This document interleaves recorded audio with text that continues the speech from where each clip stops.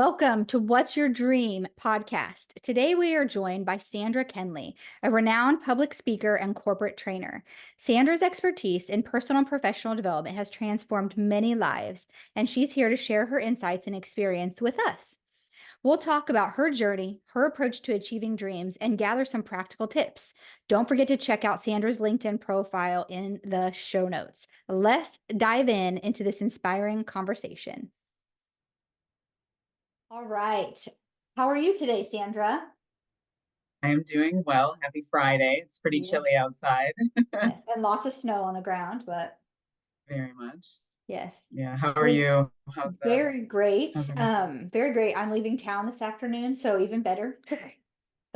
Sweet. Yes. Yes, yes. Somewhere warmer, or are you headed? No, well, I mean, the only good thing about where we're going is there's a jacuzzi, so that'll be warmer, but it's like we're just going to Oh, Branson, so staying in a cabin for a nice. few days and gonna do some Oh, reading and fun. chilling out. So yeah. Cool. Sounds Yeah. like that. All Oh, right. fun. Well, welcome to What's Your Dream podcast. I'm super excited to have you here. You and I met at a class that I was giving and just had a conversation of like minds, which is always amazing. So, are you ready for question number one? Yes, let's dive in. All right. What is your biggest dream or aspiration?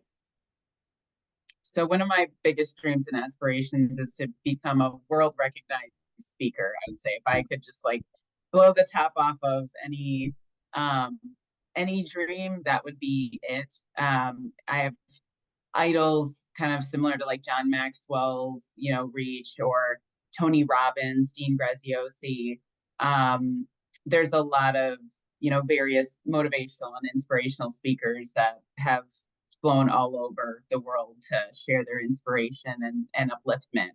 So that would be a huge dream, is to travel the world and be a public speaker, helping people become better versions of themselves. Awesome. So, what sets you apart from all those ones that you just listed?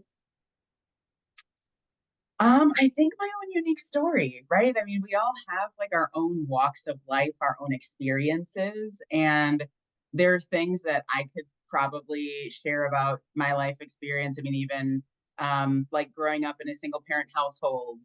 So I was predominantly raised by my mom and my grandmother, and later in life developed a relationship with my dad. To going to college and then graduating, corporate life, and then balancing that with building out businesses, which I feel like is how a lot of entrepreneurs, unless you're like the founder of SpaceX, Elon Musk, or something like that, where you're kind of just couch surfing, but that's a pretty wild example.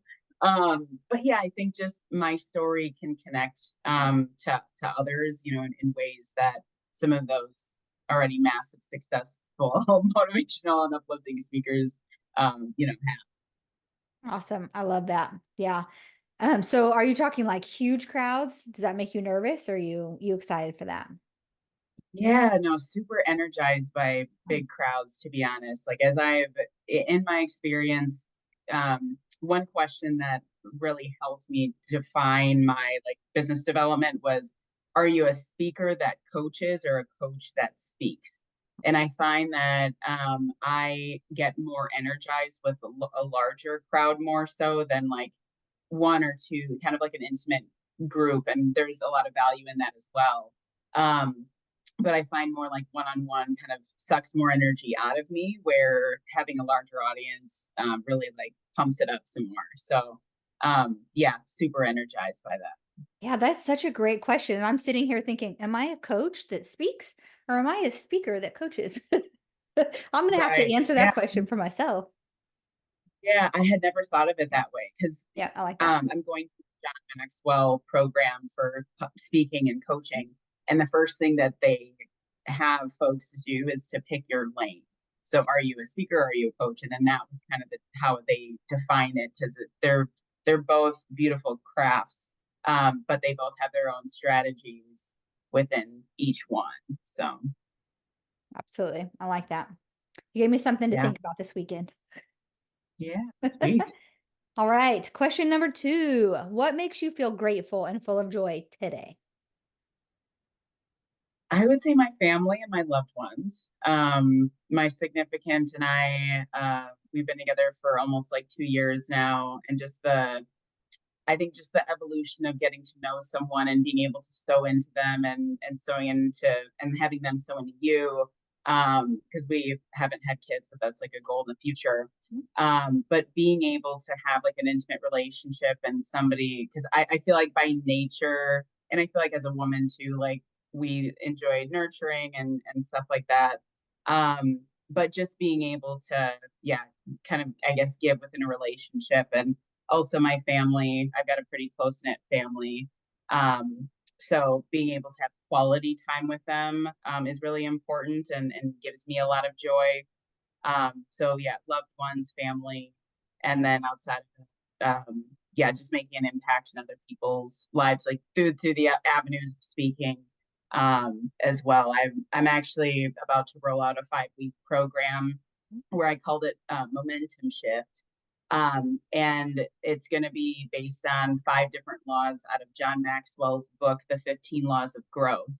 So Nice. we're going to be focusing on, awareness, intentionality, growing through pain. So being able to bring some of those lessons and also personal stories, kind of, I guess that process or what comes out of those programs definitely gives me enjoyment and kind of provides that impact for folks that are joining the journey of it. So those are a couple of things that are immediate at this point.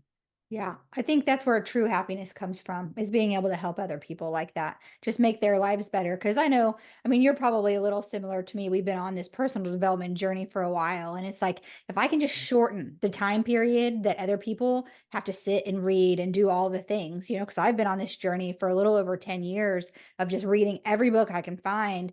And if I can hone that in and help people in a short period of time where they're making lasting change in their lives super fast Mm, compared to that long, then it's just yes, true happiness. so rewarding in that, Yes. absolutely. Yeah. Yep. Adding value to your own life and others. Awesome. Mhm. Yes. Okay. Next question. What are the most significant lessons you've learned throughout your life, and how have they shaped you as a person? So one of the first stories that had come to mind, because like I mentioned, I was predominantly raised by my mom and my grandmother. So I feel like, especially how much time I spent with my grandma, I have like an older soul. So something that my grandma had always said was, anything that you set your mind to, you can do, and don't let anyone stand in your way or tell you that you can't. And I didn't really realize like the importance of that until I was a lot older. I mean, obviously, like as a kid, you're just kind of in your own world and having fun and playing with your toys or whatnot. But just like I very much live my life in that way of just, hey, when I have my mind set on something or a goal, like my tenacity to get it done. And, along the way, I think I find I get in my way, and I'm sure a lot of people can relate to that as well, whether it's fear, whether, fear of failure, fear of success, even. Um, not believing that you can do it and kind of that self-esteem, self-confidence, or um, self-sabotage, type of behavior. So that was like one thing that really that was like a significant I guess piece of advice from my grandma that has stayed with me. Um, and I would say it's something else that was really powerful from kind of just growing up was just like resiliency. So my mom was in the military well before I was born, but she made it up to sergeant and stuff like that. So she was very like resilient, through growing pains or challenges in the household.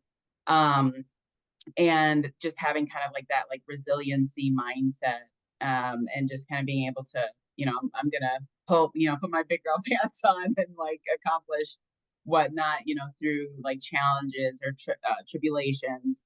So yeah, I would just say any having the 2 points of resiliency, and then don't allowing anyone to kind of like get in your way when you set your mind on something, are two really big things that made an impact and that have stayed with me really through the years and as I've grown and evolved.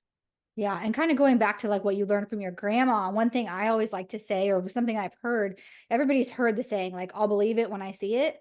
And it's really flipping Mm, that, right? I will see it when I actually believe it that it's going to happen. absolutely. Yeah, that's one of my very favorite things because it's absolutely true. If we're the, Mhm. I've had this conversation a little bit, but like if we're the creator of our life, like I believe in God, I believe He created us, but we are the ones taking the action steps. We're the ones saying the prayers. We're the ones with gratitude, all of that kind of thing. And so that's where it stems. If you believe it, then that's when things are going to flourish in your life, especially your business or, Absolutely. most of the time I'm talking to entrepreneurs. So yeah. Yeah, Yep. no, definitely.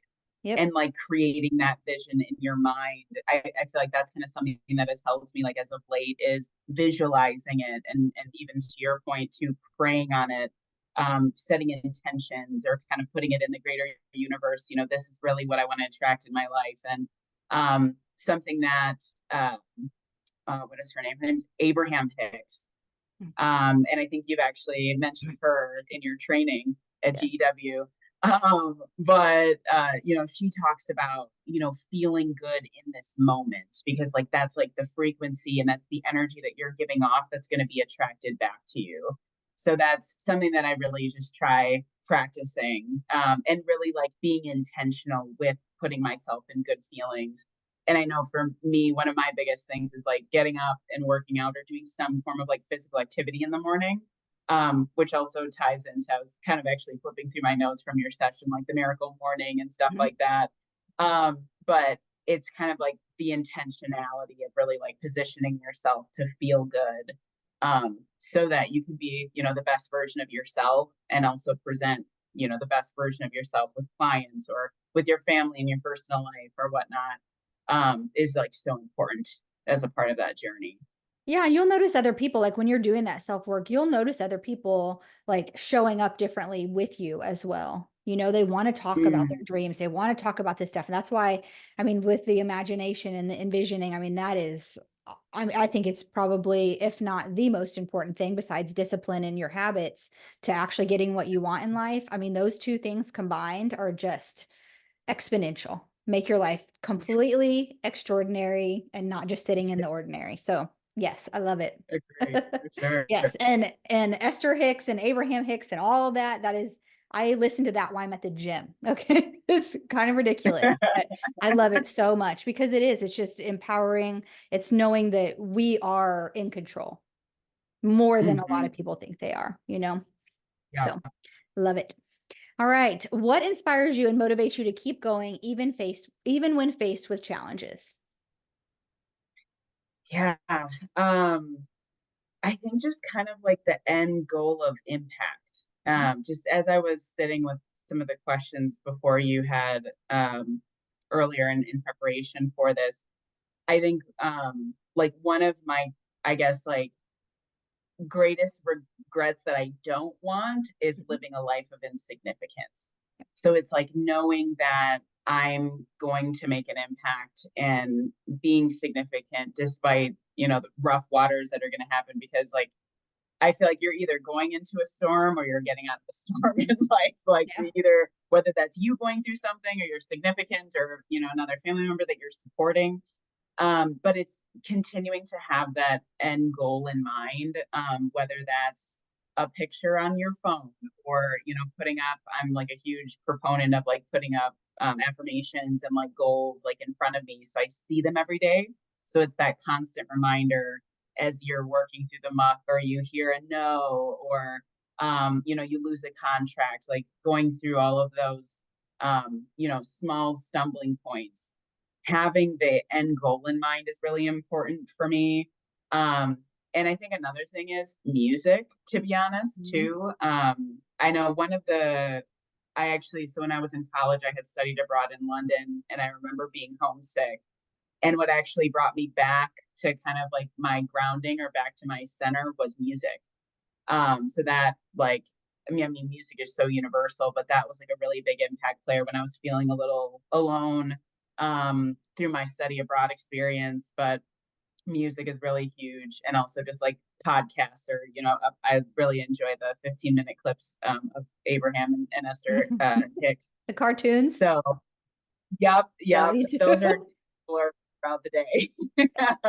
um, but yeah, I would say those are keeping the end in mind. Keeping music on helps the flow going. When things just maybe aren't seeming like they're coming, in the time I wanted or the results happening now. But that's yeah, those are like a couple of things that keep me going through challenges. Yeah. So what kind of music? I like upbeat music, like EDM. Mm-hmm. So electronic music. I actually throughout my workday, I listen to like they're usually like study beats or like lo-fi sounds or house music. And I also love getting down to R&B music. I love Mary J. Blige, Yeah. Alicia Keys. Very soulful music Mm-hmm. is also pretty close to home for me too. So I just kind of like having some tunes on in the background. Yeah. Very nice. Yeah. With Tony Robbins, he talks about changing your physiology all the time. Music is definitely key. And every once in a while, I'll have my days where I'm like, I don't even want to listen to music. I'm in such a bad mood. I can't even do it. And then my favorite song will come on, and then the rest of the day is completely changed. So, yes, 100%. Absolutely. Love that. Yeah. Yeah. All right. What do you hope to leave behind in the world as your legacy? So I ask this question, but then there's kind of a caveat that might be a little easier or a little more in depth to answer, which is what would you actually want people to say about you at your funeral? Oof. Yeah, that's a big one. Um, I feel like one of the, I guess, because I'm trying to narrow it down to like one or two words, but like the couple things that I would want people to remember me for or say is positivity and warmth. One quote that really stuck out for me, I forget what her name was, but basically she was alluding to the fact that true leadership is felt in your absence. Mhm. So when you leave the room, whatever like energy or inspiration or potentially even direction or tough criticism is still felt by your team, by your family, long after you're gone from the room or gone from this world. So just having that sense of warmth and I don't know. I mean, I really even my like 10-year-old niece like called me out on this once, but she's like, you really can find like positive things in any situation, can't you? And she almost like said it like a bad thing. And I feel like sometimes I don't want to say like not accepting reality. So I feel like, you have to kind of get to a point of like accepting a situation or a loss or whatnot. But I really do, no matter like how dark times can be, still seeing the silver lining of the lesson or the loss or the trauma, as you're working through healing through therapy through etc. But yeah, warmth and positivity are big things, and just like, and I love to laugh Mhm. and just make people feel comfortable. A mentor of mine fairly early on, like when I was in my early 20s, she was just like, I feel like you can create enough common ground with anyone of like any background. Just because I feel like I've done a plethora of things, but again, even going back to the old soul comment, I just feel like I can connect with people with like where they're at. And I just feel like that's a really important skill set to have really in any industry. But especially in the industry of, Yeah. speaking and coaching, training folks, being able to understand where their reality is or what meeting on common ground is really important. And I feel like people really feel heard. And I guess like that would be another element of just like, I always felt heard with Sandra, would be, important to share, for me, I guess, like at my funeral. And I feel like I'd want people to wear white because I just feel like, Yeah. more of a Celebration. sad, yeah, more of a celebration versus, of course, it's going to be sad as, and any loss. But yeah, that's something I've always thought about too, is like wearing white or wearing colors. Like, don't wear black to my funeral. Yeah. Yeah. We're bright red or something. Yeah, totally. Awesome. All right. So, what is one action you take every day to get closer to your dreams? Mm. Um, I mean, honestly, how I start my day is like really imperative. So, like I mentioned earlier, like getting up and working out. If I'm not going to the gym, usually I'm at least getting a stretch out on my yoga mat in the morning. Because if I can start my day on a win, then typically more times than not, I'm able to be more effective and efficient with my time throughout the day. So just like having a really solid morning routine so that, that includes working out, stretching, reading of some form, um, and then some like journaling, scheduling, stuff like that. Throwing affirmations in there every so often, but really starting my day. And I'll be honest, it took me time to get there. Like I've definitely stumbled through that process of waking up early.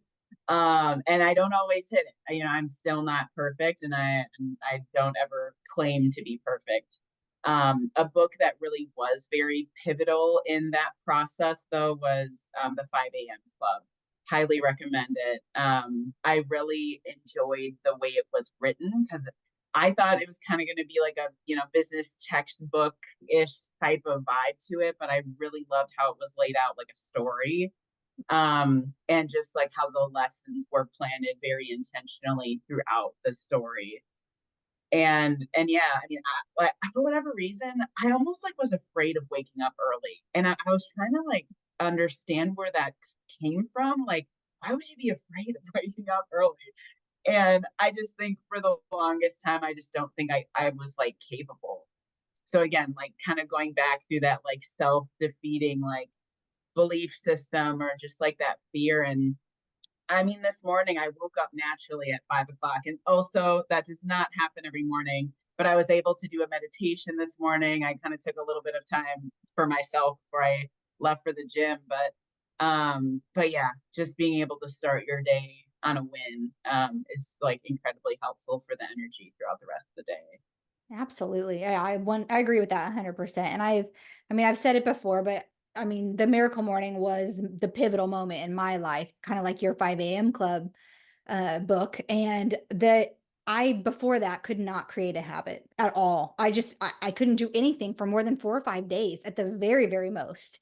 And so it's just Mm-hmm. interesting that book and that app and all, and having an accountability partner that every single day we sent the screenshot that we completed it, and waking up every morning not hitting snooze. That's tough, especially in the winter time. I don't know about you, but I just want to stay in bed, even just that, 9 minutes that my snooze goes off. And it's like, that discipline will literally set yourself up for a more successful life. And it's so hard. And Mm-hmm. that's what most people aren't willing to do. And I think if more Mm-hmm. people realized what it felt like on the other side of that, actually being able to create those habits, they would do it in a heartbeat. If you could actually feel those feelings of, it's kind of like we were talking about with, the Abraham Hicks. It's like, just feel joy right now, feel the best you can possibly feel right now. And those are the things that are going to make that happen. Absolutely. Yeah. Yeah, I feel like a key word in there is discipline, right? The I believe his name is Stephen Bartlett. He's the podcast interviewer on the Diary of a CEO podcast, Hmm. and he's written a very successful businessman, and has written several books. And in his most recent book, he talks about being able to provide all these wonderful tools on time management, on habit building and stuff like that. But the connector and the glue for it is discipline at the end of the day.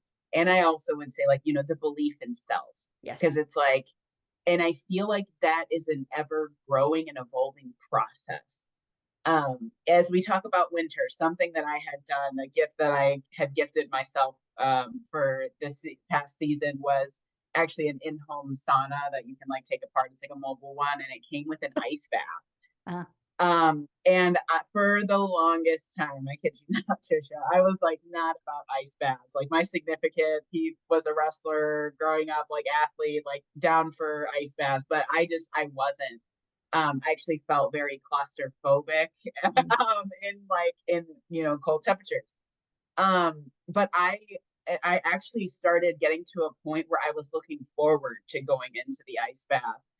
It's That's getting a little too cold now, to do it, but it was interesting to see that shift from like kind of like the fear, I'm gonna do it a little, maybe like kind of feel lukewarm about it, to getting to a point where like, hey, I'm actually looking forward to doing something, and then that developed self-belief in that, but then also in other things too. It's beautiful when you say you're going to do something for yourself, you do it, and how that builds your self-confidence and self-esteem, not only for that task but also other things in your life. It really creates like a ripple effect.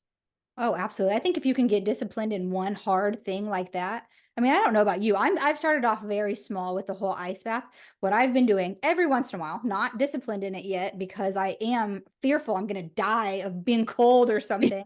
But every time not every time, when I get out of the shower, sometimes I flip it to cold as it can get and stand there I'm at 30 seconds. Okay. That was like my beginning. And then I'm like, okay, now tomorrow I'm going to do 31 and then the next day 32 and kind of build up to that because it's just it Yeah, to me, I hate being cold. And so for me, that is a huge it's a fear of just being super uncomfortable, right? But if you can get over those super uncomfortable things, you can do anything. absolutely. Yeah. Yeah. 100%. So it's one of Yeah, my goals too. And I need a sauna and an ice bath. So I might have to get a link from you for that. yeah, totally. I'll Yeah.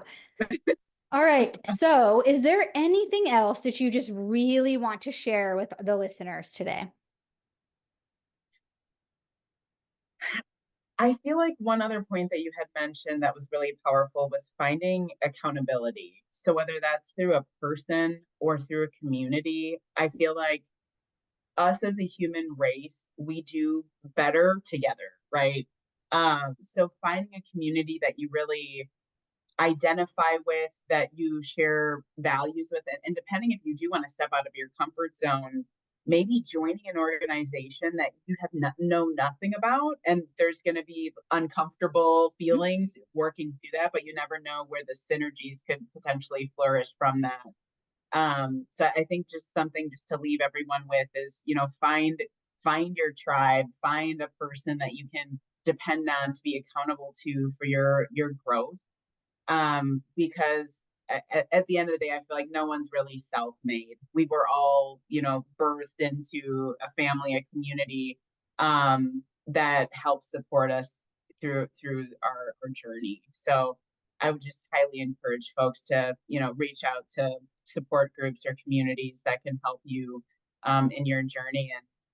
And yeah, anything that I can do to help. Invest in You LLC is my organization that I founded last year, and one of the things that it were our differentiators with Invest in You is the follow through after. So not only kind of the here and now training, motivation, etc., but where are you in 3 weeks or a week or 3 months? So yeah, that's what I feel like I want to leave folks with, and continue to invest in you because that will be better for the collective around you. Absolutely. Well, thank you so much for coming on the podcast today. And I cannot wait to see you on stage someday with 50,000 people in the audience. Absolutely, I appreciate that. Thank you so much. Yep. And I'm going to have to figure out if I'm a speaker or a coach. Hey, I'll follow up with you on Yeah. that. Oh, thank you so much. Thank you guys.